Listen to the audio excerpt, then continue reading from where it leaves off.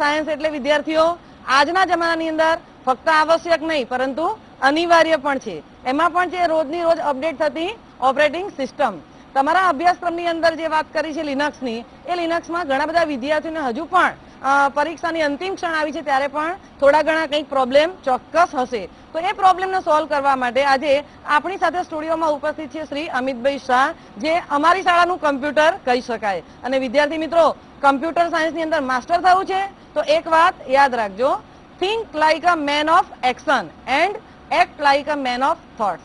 તો વધારે વાર ના કરતા please Amitbhai. Thank you madam. નમસ્કાર વિદ્યાર્થી મિત્રો.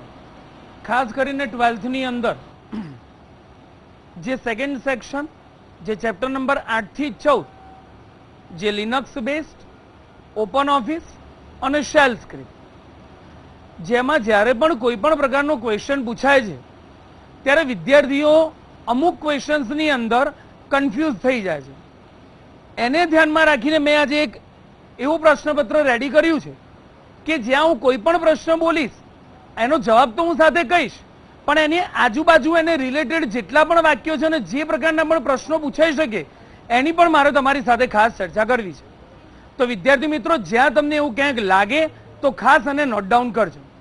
ઓકે, પહેલો ક્વેશ્ચન, શેલ સ્ક્રિપ્ટમાં કયું લૂપ જ્યાં સુધી શરત સાચી હોય ત્યાં સુધી વિધાનનો અમલ કરે છે?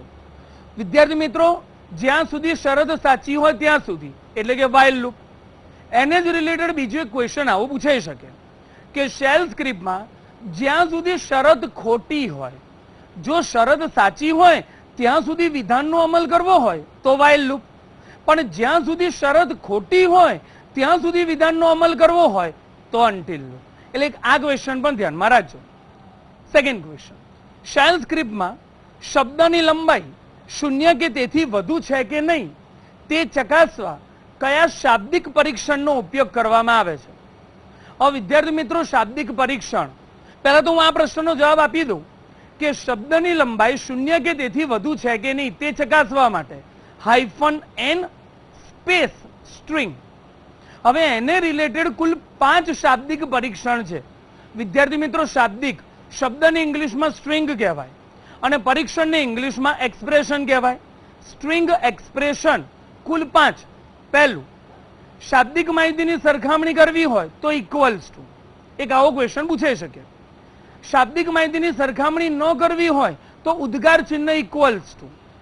થર્ડ, શબ્દની લંબાઈ 0 કે તેથી વધુ છે કે નહીં, જે મેં અહીંયા મૂક્યું -n. શબ્દની લંબાઈ 0 છે કે નહીં તે ચકાસવા -z. અને ખાલી છે કે નહીં તે ચકાસવા એકલું સ્ટ્રિંગ.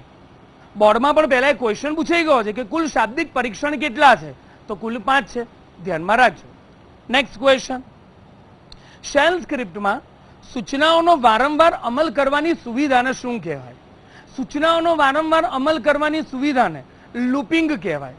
હવે એવો પણ ક્વેશ્ચન વિદ્યાર્થી મિત્રો પૂછાઈ શકે કે લૂપિંગની કુલ કેટલી પદ્ધતિઓ છે, તો 3, વાઇલ, અનટિલ અને ફોર.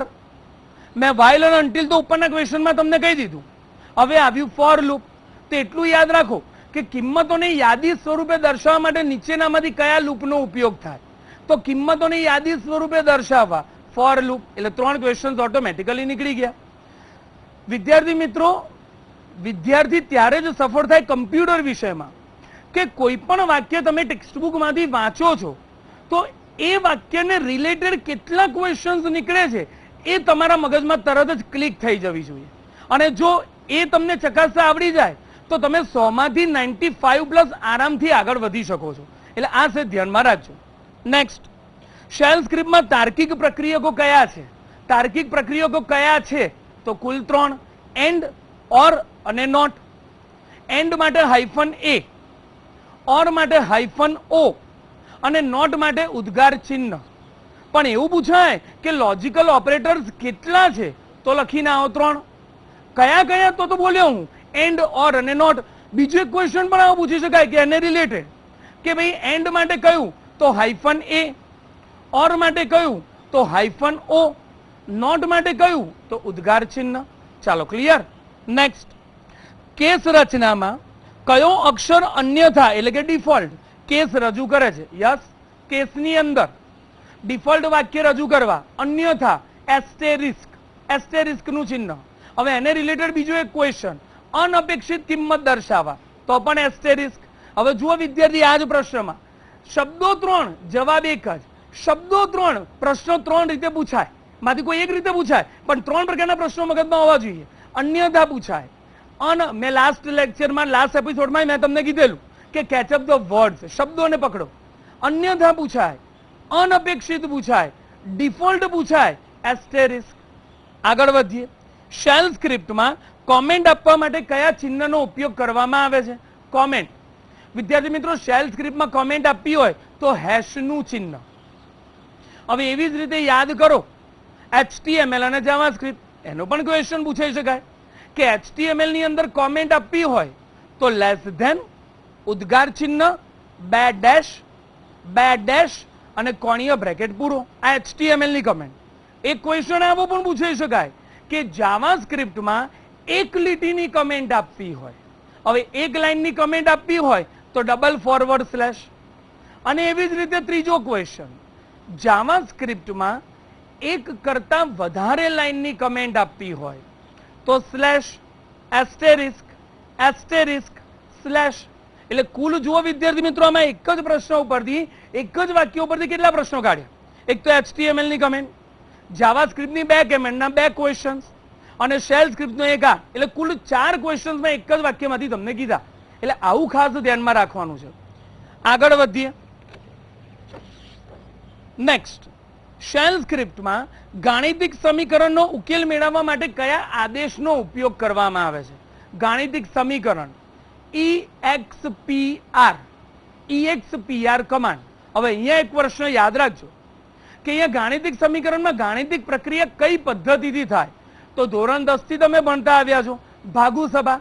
હા, ખબર છે, ભાગાકાર, ગુણાકાર, સરવાળો અને બાદબાકી. પણ અહીંયા સહેજ ઓપરેટર તરીકે યાદ રાખજો.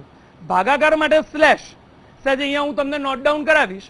ભાગાકાર માટે સ્લેશ, ગુણાકાર માટે એસ્ટેરિસ્ક નું ચિહ્ન, પછી આવે છે પર્સન્ટેજ નું ચિહ્ન. આ ધ્યાનમાં રાખજો, પૂછાઈ શકે કે આ પર્સન્ટેજને શું કહેવાય? તો આને મોડ્યુલો તરીકે ઓળખવામાં આવે છે. પૂછાય કે બોર્ડની અંદર પૂછાઈ શકે કે શેલ સ્ક્રિપ્ટમાં નીચેનામાંથી કયું ચિહ્ન મોડ્યુલો તરીકે રજૂ કરવામાં આવે છે? પર્સન્ટેજ નું ચિહ્ન. એટલે પહેલું સ્લેશ, પછી એસ્ટેરિસ્ક, પર્સન્ટેજ, પછી પ્લસ અને પછી માઇનસ. થઈ ગયું અલ્ટિમેટલી ભાગુ. ખાલી અહીંયા પર્સન્ટેજ વચ્ચે ઉમેરાય છે, સ અને બા. બીજું એક યાદ રાખજો, ક્વેશ્ચન તરીકે પૂછી શકાય કે શેલ સ્ક્રિપ્ટમાં ગાણિતિક પ્રક્રિયાઓ કરતી વખતે કયા કાઉન્સ અથવા તો કયા ચિહ્નની આગળ બેકસ્લેશ નું ચિહ્ન મૂકવામાં આવે છે? તો બેકસ્લેશ નું ચિહ્ન એક તો એસ્ટેરિસ્ક ની પહેલા મૂકવામાં આવે. આ ઓબ્જેક્ટિવ તરીકે પૂછાઈ શકે. એસ્ટેરિસ્ક ની પહેલા બેકસ્લેશ મૂકવું પડે ફરજિયાત જ્યારે તમે ગણતરી કરતા હોવ ત્યારે. અને બીજું ખાસ ધ્યાનમાં રાખજો, કાઉન્સ શરૂ અને કાઉન્સ પૂરો. કાઉન્સ શરૂની આગળ બેકસ્લેશ, કાઉન્સ પૂરોની આગળ બેકસ્લેશ. ક્વેશ્ચન પૂછાઈ જાય કે શેલ સ્ક્રિપ્ટમાં નીચેનામાંથી કયા ચિહ્નની આગળ બેકસ્લેશ મૂકવામાં આવે છે? તો એસ્ટેરિસ્ક, કાઉન્સ શરૂ, કાઉન્સ પૂરો અને ડી માં હોય ઉપરના તમામ. બટ ઓબ્વિયસ જવાબ આવે ઉપરના તમામ. એટલે આ ધ્યાનમાં રાખજો. મેં આખું ગાણિતિક સમીકરણને રિલેટેડ જેટલા પણ ક્વેશ્ચન છે એ બધા તમને કહી દીધા. આગળ વધીએ. શેલ સ્ક્રિપ્ટમાં નવી લીટી ઉપર લખાણ ન લાવવા કયા કમાન્ડનો ઉપયોગ કરવામાં આવે છે? નવી લીટી ઉપર લખાણ ન લાવવું હોય તો -n કમાન્ડનો ઉપયોગ કરવામાં આવે છે. નેક્સ્ટ, VI એડિટરમાં ઇન્સર્ટ મોડમાંથી કમાન્ડ મોડમાં જવા કયા ચિહ્નનો ઉપયોગ કરવામાં આવે છે? ઇન્સર્ટ મોડમાંથી કમાન્ડ મોડમાં જવું છે. મસ્ત ક્વેશ્ચન. હું એક આખો પેરા છે એ હું તમને વ્યવસ્થિત રીતે સમજાવું છું, એને રિલેટેડ ક્વેશ્ચન પૂછાઈ શકે. એક તો પહેલા આ પ્રશ્નનો જવાબ આપી દઉં કે ઇન્સર્ટ મોડમાંથી કમાન્ડ મોડમાં જવા માટે કયો ચિહ્નનો? તો ઇન્સર્ટ મોડમાંથી કમાન્ડ મોડમાં જવું હોય તો એસ્કેપ કી, ESC, એસ્કેપ કી. બીજું, ઇન્સર્ટ મોડમાં જવા માટે કયો કમાન્ડ? A અથવા I, સ્મોલમાં હો, A અથવા આઈ. લિનક્સ એ કેસ સેન્સિટિવ એટલે ધ્યાનમાં રાખવાનું સ્મોલમાં. અને ત્રીજો ક્વેશ્ચન, કોલન મોડમાં જવા માટે પાછું કયું ચિહ્ન? કોલનનું ચિહ્ન. કોલન એટલે આપણે જેને જેમ કહીએ છીએ. તો અલ્ટિમેટલી ફરીથી એક ક્વેશ્ચન આવે કે વીઆઈ એડિટર કુલ કેટલા મોડમાં કાર્ય કરે છે? 3 મોડ. હું બધા ઓબ્જેક્ટિવ ક્વેશ્ચન્સ બોલું છું વિદ્યાર્થી મિત્રો. ઇન્સર્ટ મોડ, કમાન્ડ મોડ અને કોલન મોડ. હવે વીઆઈ એડિટરમાં તમે એન્ટર થાવ તો પૂર્વ નિર્ધારિત કયો મોડ હોય? તો કમાન્ડ મોડ હોય. આ બીજો ક્વેશ્ચન. કમાન્ડ મોડમાંથી ઇન્સર્ટ મોડમાં જવા, એ અથવા આઈ. કમાન્ડ મોડમાં જવા, જે મેં ક્વેશ્ચન તમને પૂછ્યો છે અહીંયા, એસ્કેપ કી. અને કોલન મોડમાં જવા, કોલનની કી. આટલું સહેજ મગજમાં યાદ રાખજો. આગળ વધીએ. વીઆઈ એડિટરમાં બનાવેલ ફાઇલને લિનક્સની સ્ક્રીન ઉપર રન કરવા કયા વિકલ્પનો ઉપયોગ કરવામાં આવે છે? તમે વીઆઈ એડિટરમાં ફાઇલ બનાવી દીધી, પણ હવે લિનક્સની સ્ક્રીન ઉપર રન કરવી છે. તો વીઆઈ એડિટરમાં તમે જે ફાઇલ બનાવો એને લિનક્સની સ્ક્રીન ઉપર રન કરવી હોય તો 3 રસ્તા. એક, sh સ્પેસ ફાઇલનું નામ. 2, bash એટલે કે બાશ સ્પેસ ફાઇલનું નામ. અને 3, એટલે કે // ફાઇલનું નામ. 3 રસ્તા છે, ધ્યાનમાં રાખજો. નેક્સ્ટ, લિનક્સમાં નિવેશ લક્ષ્ય ફેર માટે કયા ચિહ્નનો ઉપયોગ કરવામાં આવે છે? વિદ્યાર્થી મિત્રો, મેં ગયા એપિસોડમાં પણ તમને કીધેલું ને ફરીથી રિમાઇન્ડ કરાવું છું કે કમ્પ્યુટર વિષયના પેપરમાં અમુક વખતે શબ્દો ઉપર ધ્યાન કેન્દ્રિત કરવું જરૂરી છે. જો અહીંયા નિવેશ લક્ષ્ય ફેર પૂછ્યું છે. હવે નિવેશ લક્ષ્ય ફેર એટલે લેસ ધેન નું ચિહ્ન. હવે એવા 3 લક્ષ્ય ફેર છે. એક નિવેશ, એક નિર્ગમ અને એક અપેન્ડ. નિવેશ લક્ષ્ય ફેર માટે લેસ ધેન, નિર્ગમ લક્ષ્ય ફેર માટે ગ્રેટર ધેન, અને અપેન્ડ માટે, અપેન્ડ એટલે ઉમેરવું, અપેન્ડ એટલે ઉમેરવું, અપેન્ડ માટે ડબલ ગ્રેટર ધેન. એટલે 3 લક્ષ્ય ફેર ચિહ્ન થઈ ગયા. હવે લક્ષ્ય ફેરને ઇંગ્લિશમાં શું કહેવાય યાદ રાખજો, રીડાયરેક્શન ઓપરેટર. પૂછાઈ જાય લક્ષ્ય ફેરની જગ્યાએ રીડાયરેક્શન શબ્દ હોય તો કન્ફ્યુઝ નહીં થવાનું. રીડાયરેક્શન ઓપરેટર એટલે જ લક્ષ્ય ફેર. 3, એક લેસ ધેન એટલે કે નિવેશ, ગ્રેટર ધેન એટલે કે નિર્ગમ. હવે નિવેશની જગ્યાએ નિર્ગમ પણ પૂછાય તો નિર્ગમ પૂછાય તો ગ્રેટર ધેન. અને ત્રીજું અપેન્ડ, અપેન્ડ માટે ડબલ ગ્રેટર ધેન. ક્લિયર વિદ્યાર્થી મિત્રો? ચાલો નેક્સ્ટ ક્વેશ્ચન. લિનક્સમાં ફાઇલનું નામ બદલવા કયા કમાન્ડનો ઉપયોગ કરવામાં આવે છે? યસ, ફાઇલનું નામ બદલવા. ફાઇલનું નામ બદલવા માટે mv.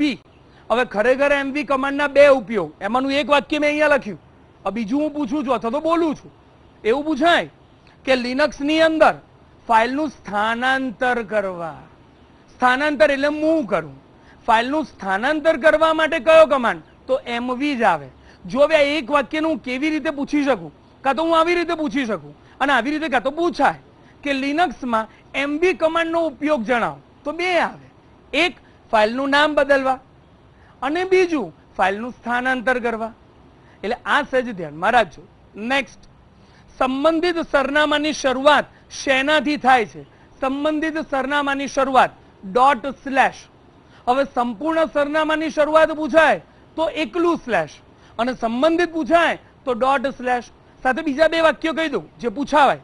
પહેલું કે હાલની ડિરેક્ટરી દર્શાવવા. હાલની ડિરેક્ટરી દર્શાવવા માટે સિંગલ ડોટ. અને પિતૃ ડિરેક્ટરી દર્શાવવા, પિતૃ એટલે અગાઉની પેરેન્ટ, પિતૃ ડિરેક્ટરી દર્શાવવા તો ડબલ ડોટ. એટલે કુલ 4 વાક્યો અને રિલેટેડ. એક હાલની ડિરેક્ટરી સિંગલ ડોટ, પિતૃ ડબલ ડોટ, સંબંધિત સરનામાની શરૂઆત ./ અને સંપૂર્ણ સરનામાની શરૂઆત સ્લેશ. નેક્સ્ટ, લિનક્સની અંદર ફાઇલના નામમાં શેનો સમાવેશ કરવામાં આવતો નથી? ફાઇલના નામમાં શેનો સમાવેશ કરવામાં આવતો નથી પૂછ્યું છે. વિદ્યાર્થી મિત્રો, 1-2 ક્વેશ્ચન્સ આવી રીતે દર વખતે બોર્ડમાં ધ્યાનમાં લેવા જેવા છે ને પૂછાય છે. અહીંયા એવું કહ્યું કે શેનો સમાવેશ કરવામાં આવે છે તો જવાબ બદલાઈ જાય. અહીંયા પૂછ્યું છે શેનો સમાવેશ કરવામાં આવતો નથી. એટલે વાક્યને આખું વાંચો. 2 કલાકનો સમય છે બોર્ડની અંદર. 120 મિનિટ મેં ગયા એપિસોડમાં પણ તમને કેલ્ક્યુલેશન સમજાવેલું. ઉતાવળ ન કરો. તમારા 365 દિવસની મહેનત તમારે 2 કલાકમાં જ પૂરી કરવાની છે. અને એના સિવાય આ સ્કોરેબલ સબ્જેક્ટ, આમાં તમે જેટલા સ્કોર કરશો એટલા તમે બધા સબ્જેક્ટને રિલેટેડ ધ્યાનમાં રાખીને પર્સન્ટેજ લાવી શકશો. એટલે ઉતાવળ ન કરો. એક પ્રશ્નને 2 થી 3 વાર વાંચો, આરામથી ટાઈમ સેટ થાય છે, અને પછી એનો જે જવાબ હોય એના પર ટીક કરો. સારું, તો ફાઇલના નામમાં શેનો સમાવેશ કરવામાં આવતો નથી? તો 2, નલ કેરેક્ટર, એટલે કે ખાલી અક્ષર ન લખાય ફાઇલના નામમાં. અને બીજું ફોરવર્ડ સ્લેશ. ફોરવર્ડ સ્લેશનું ગુજરાતી સીધો સ્લેશ. ધ્યાનમાં રાખજો. આને રિલેટેડ એક ક્વેશ્ચન કે લિનક્સની અંદર ફાઇલનું નામ વધુમાં વધુ કેટલા અક્ષરોનું હોઈ શકે? યાદ રાખજો વિદ્યાર્થી મિત્રો, 255 અક્ષરોનું હોઈ શકે. નેક્સ્ટ ક્વેશ્ચન, લિનક્સમાં કયા કમાન્ડ દ્વારા ફાઇલનું અસંકોચન કરી શકાય? અસંકોચનનું ઇંગ્લિશ કોમ્પ્રેસ એટલે સંકોચન, અસંકોચન એટલે ડીકોમ્પ્રેસ, અસંકોચન એટલે અનઝીપ, અને સંકોચન એટલે ઝીપ. તો અસંકોચન પૂછ્યું છે મેં કે અસંકોચન કરવા માટે, ફાઇલનું અસંકોચન કરવા માટે કયો કમાન્ડ? તો અસંકોચન કરવા માટે 2 કમાન્ડ, કાં તો GunZip GUNZIP, અથવા બીજો રસ્તો gzip કમાન્ડ સાથે -d વિકલ્પ. એટલે અસંકોચન કરવા માટે 2 કમાન્ડ, કાં તો તમે GUNZIP એટલે કે GunZip લખી શકો, અથવા gzip અને સાથે -d વિકલ્પ.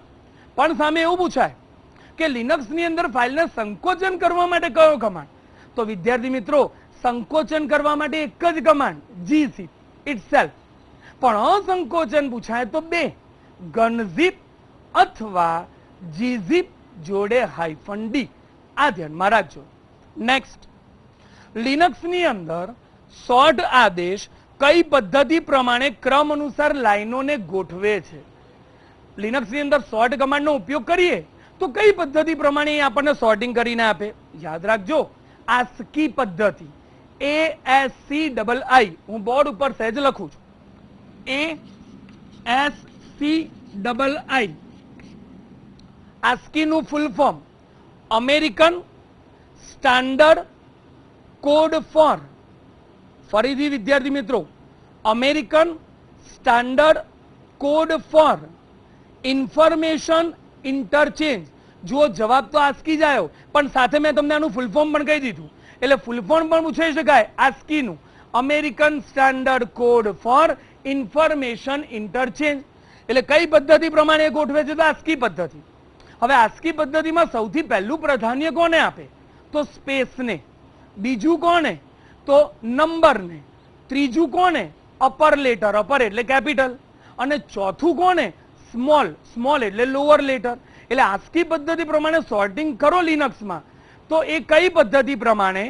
પહેલું ASCII ની અંદર સ્પેસને ધ્યાનમાં લે, બીજું નંબર, ત્રીજું અપર કેસ, ચોથું લોઅર કેસ. આ પણ ઓબ્જેક્ટિવમાં પૂછાઈ શકે, એટલે ધ્યાન રાખજો. આગળ વધીએ. લિનક્સ કયો શેલ એ બોર્ન શેલની નવી આવૃત્તિ છે? કયો શેલ એ બોર્ન શેલની નવી આવૃત્તિ? કયો શેલ એ બોર્ન શેલની નવી આવૃત્તિ? બોર્ન શેલ એટલે SH, યુનિક્સ નો શેલ SH. હવે એની નવી આવૃત્તિ, જૂનું વર્ઝન યુનિક્સ, એની પાછળનું લોજિક છે, જૂનું વર્ઝન યુનિક્સ, એના ઉપરથી નવું શું આવ્યું? લિનક્સ. તો યુનિક્સ નું નવું વર્ઝન લિનક્સ.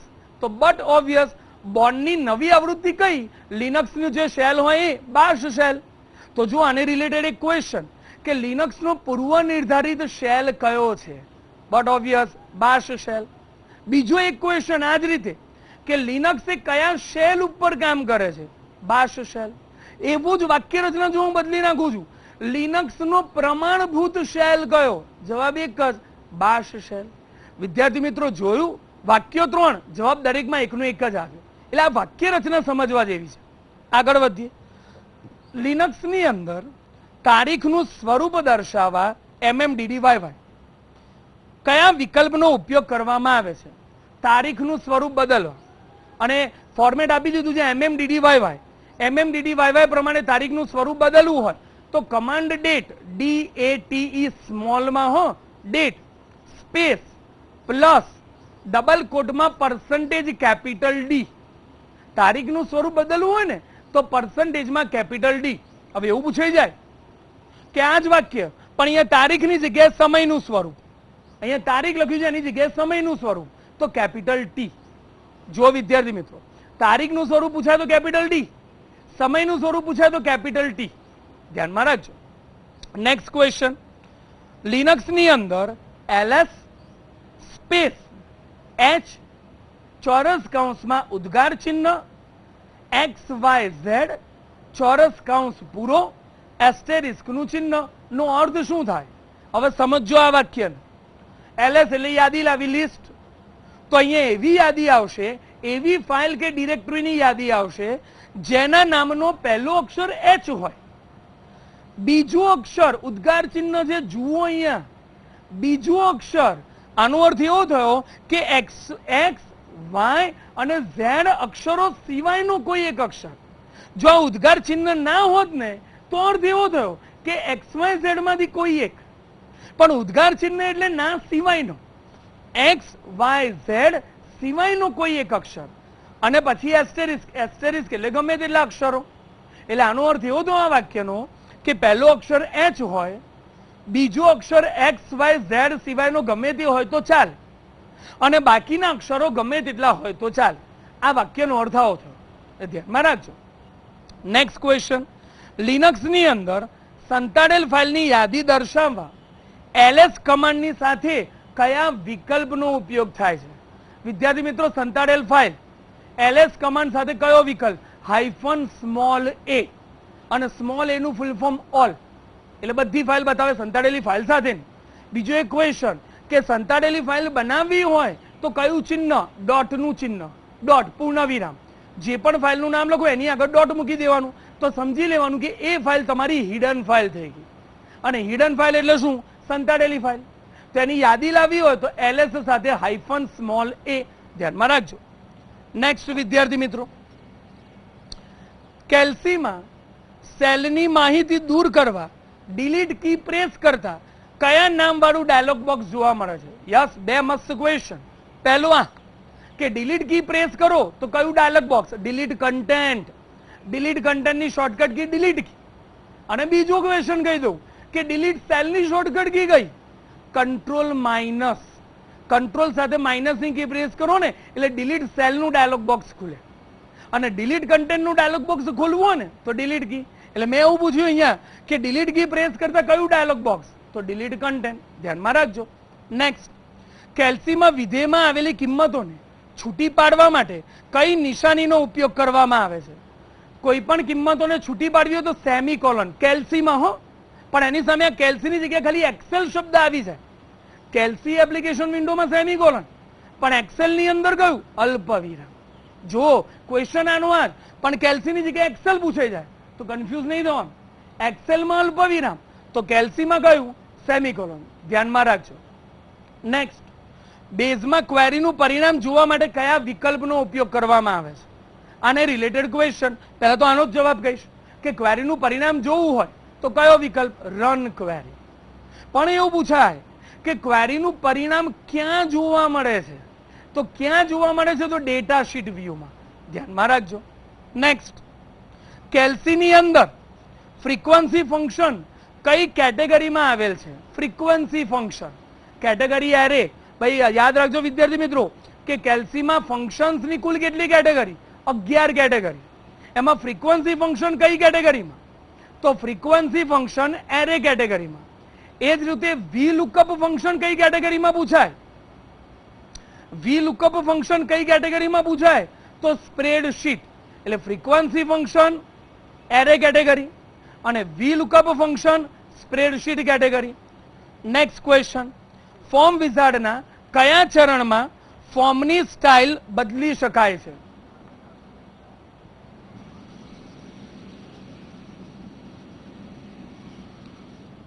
ફોર્મ વિઝાર્ડના કયા ચરણમાં ફોર્મની સ્ટાઇલ, કૌંસમાં મેં લખ્યું છે ફોર્મનો રંગ અને બોર્ડરનો પ્રકાર બદલી શકાય છે? જુઓ, વિઝાર્ડ દ્વારા ફોર્મ બનાવવાના 7 સ્ટેપ્સ. પહેલું, ફિલ્ડ નક્કી કરવું. બીજું, સેટઅપ ફોર્મ. ત્રીજું સ્ટેપ તો છે જ નહીં. ચોથું પણ આપણે છે જ નહીં, કશું કે નેક્સ્ટ ઉપર ક્લિક કરવાની છે. પાંચમું સ્ટેપ અરેન્જ કંટ્રોલ, છઠ્ઠું સ્ટેપ ડેટા એન્ટ્રી સેટ કરવી, અને સાતમું સ્ટેપ ફોર્મની સ્ટાઇલ બદલવી. એટલે ફોર્મની સ્ટાઇલ એટલે શું? ફોર્મનો રંગ અને બોર્ડરનો પ્રકાર. એટલે કયું સ્ટેપ? સાતમું. તો અહીંયાનો જવાબ શું આવશે? સાતમું ચરણ. અને આઠમું ફોર્મનું નામ આપવું.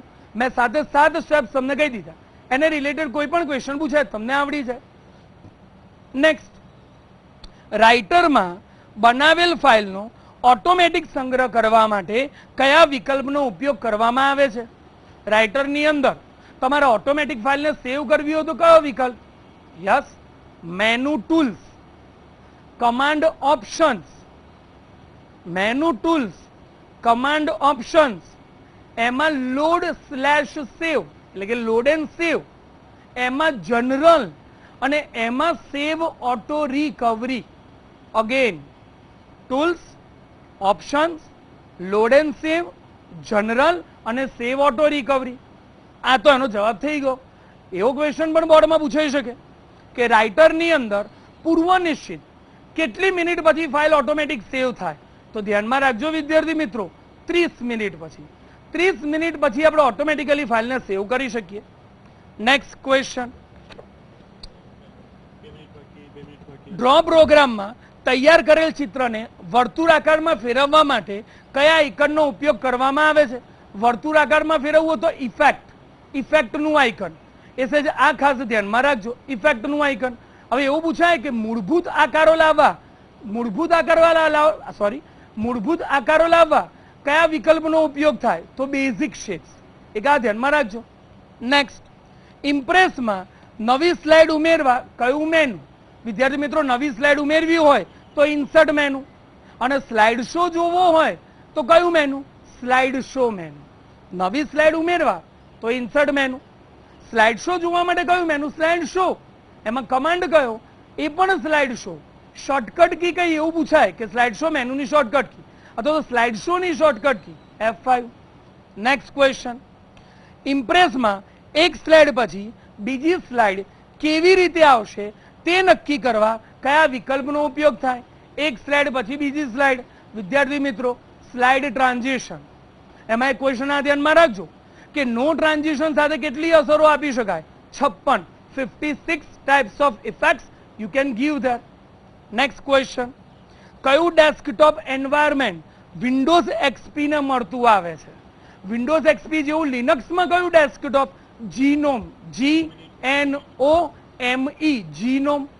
નેક્સ્ટ ક્વેશ્ચન, લિનક્સમાં કુલ કેટલા બૂટ લોડર છે? બૂટ લોડર 2, એક GRUB અને એક LILO. GRUB અને LILO બંનેના ફૂલ ફોર્મ કહી દઉં. GRUB, GR and unified boot loader, અને LILO નું પણ ફૂલ ફોર્મ કહી દઉં, લિનક્સ લોડર. પૂછાઈ શકે. નેક્સ્ટ ક્વેશ્ચન, લિનક્સમાં કઈ ડિરેક્ટરી કન્ફિગ્યુરેશન ફાઇલો સાચવે છે? કન્ફિગ્યુરેશન ફાઇલો ETC. કઈ ડિરેક્ટરી? ETC. ધ્યાનમાં રાખજો. નેક્સ્ટ ક્વેશ્ચન, લિનક્સ ઇન્સ્ટોલ કરવા વધુમાં વધુ કેટલા GB જગ્યાની જરૂર પડે? વધુમાં વધુ 5 GB અને ઓછામાં ઓછી 475 MB. વધુમાં વધુ 5 GB અને ઓછામાં ઓછી 475 MB. અને કયું સોફ્ટવેર જરૂરી? RPM. લિનક્સ ઇન્સ્ટોલ કરવા કયું સોફ્ટવેર? RPM. ફૂલ ફોર્મ યાદ રાખજો વિદ્યાર્થી મિત્રો, RPM નું ફૂલ ફોર્મ RPM જ, RPM package manager. Next question, બોસનું પૂરું નામ જણાવો. BOSS, Bharat operating system solution. Bharat operating system solution. તો વિદ્યાર્થી મિત્રો, આ રીતે ક્વેશ્ચન્સ પૂછાઈ શકે. બોર્ડની અંદર કમ્પ્યુટર વિષયમાં ખાલી 2 જ વસ્તુ, એક ટાઈમ મેનેજમેન્ટ. એકદમ શાંતિથી એકનો એક પ્રશ્ન 3 વાર વાંચો અને પછી ઓપ્શન્સ 2 વાર વાંચો અને પછી ટીક કરો, અને દરેકની વાક્ય રચનાના શબ્દને સમજો તો વિદ્યાર્થી મિત્રો 95+ તમે આરામથી સ્કોર કરી શકશો. તો ખાસ મારા તરફથી ગુજરાતના તમામ વિદ્યાર્થીઓને wish you all the best for your bright future. Thank you Amitbhai. ખૂબ સરસ કમ્પ્યુટરની પોતાની જે પરિભાષા હોય એ ભાષાની અંદર તમે વિદ્યાર્થીઓને ખૂબ સુંદર પરીક્ષાલક્ષી માર્ગદર્શન આપ્યું. વિદ્યાર્થી મિત્રો, મેં આગળ પણ કહ્યું હતું કે સફળતા એ અપવાદ નથી, અને આજે હું કહું છું કે